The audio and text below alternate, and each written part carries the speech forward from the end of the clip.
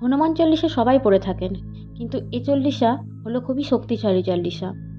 শনিবার মঙ্গলবার এভাবে অনেকে পাঠ করে থাকেন, কিন্তু এইভাবে 3 দিন সংকল্প করে পাঠ করলে আপনার মনের ইচ্ছা পূরণ হতে বাধ্য।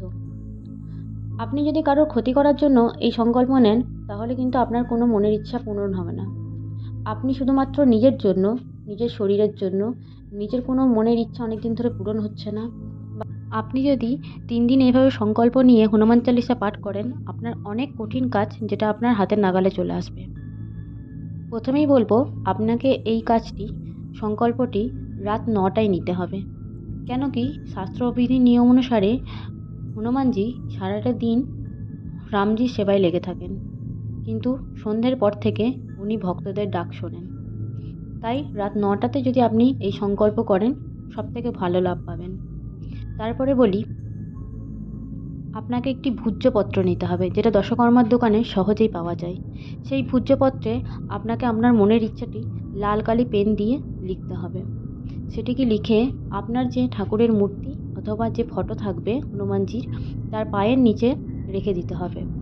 তারপরে আপনি ডান হাতে জল নিয়ে যেভাবে সংকল্প করে সেইভাবে সংকল্প করে নিন।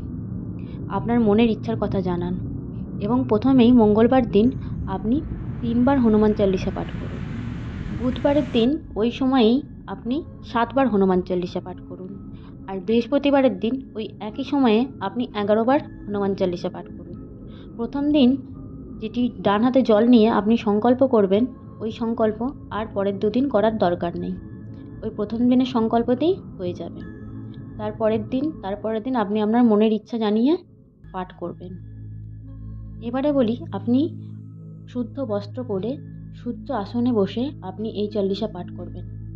আপনি যে আসনে বসবেন সেটির রং যেন লাল হয়, এবং হনুমানজিকে একটি লাল কাপড়ের ওপরে বসিয়ে রাখবেন, এবং আপনি চেষ্টা করবেন আপনার বস্ত্রটি যেন লাল রঙের হয়, আর সেটি যেন একদম পরিষ্কার পরিচ্ছন্ন হয়, তবেই আপনার ফল লাভ হবে। আপনার সামনে একটি চামেলির তেলের প্রদীপ জ্বালাবেন এবং হনুমানজিকে একটি লাল জবা দেবেন।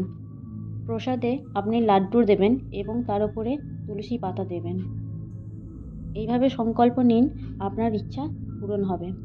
একটি লাইক দিয়ে সবাই কমেন্টে লিখুন, জয় শ্রীরাম, জয় হনুমান।